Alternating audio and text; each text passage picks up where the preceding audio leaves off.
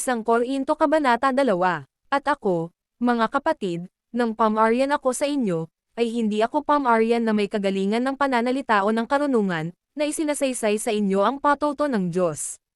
Pagkat napagpasyahan kong huwag malaman ang anumang bagay sa gitna ninyo, maliban kay Hesus Kristo, at siya na ipinako sa krus. At nakasama ninyo ako sa kahinaan, at sa pagkatakot, at sa lubhang panginginig. At ang pananalita ko at ang pangangaral ko ay hindi may nakakaakit na mga salita ng karunungan ng tao, kundi sa pagtatanghal ng Espiritu at ng kapangyarihan. Upang ang pananampalataya ninyo ay hindi tumayo sa karunungan ng mga tao, kundi sa kapangyarihan ng Diyos.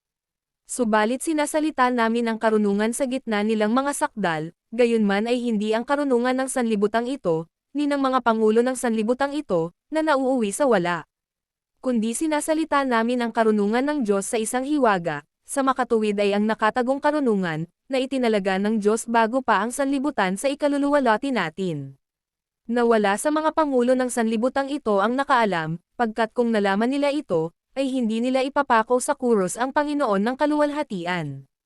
Ngunit gaya ng nasusulat, hindi nakita ng mata, ni narinig ng tainga, ni pumasok sa puso ng tao, ang mga bagay na inihanda na ng Diyos na ukol sa kanilang nagmamahal sa Kanya.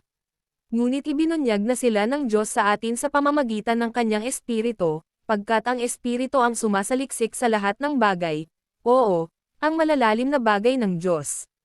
Pagkat anong tao ang nakakaalam ng mga bagay ng isang tao, maliban sa Espiritu ng tao na nasa Kanya.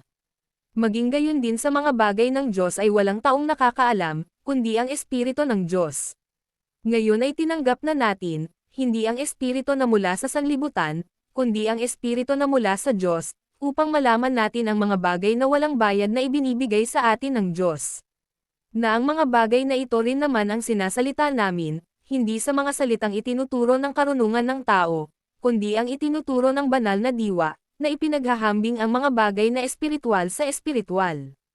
Ngunit ang likas na tao ay hindi tumatanggap ng mga bagay mula sa Espiritu ng Diyos, pagkat ang mga ito ay kahangalan sa Kanya, ni maaari niyang malaman ang mga ito, dahil ang mga ito ay sinisiyasat ng espiritual. Ngunit siya na espiritual ay humuhukom sa lahat ng bagay, gayunman siya mismo ay hindi hinuhukuman ng sino mang tao. Pagkat sino ba ang nakaalam na ng pag-iisip ng Panginoon, upang siya ay maaralan niya? Ngunit mayroon tayo ng pag-iisip ni Kristo.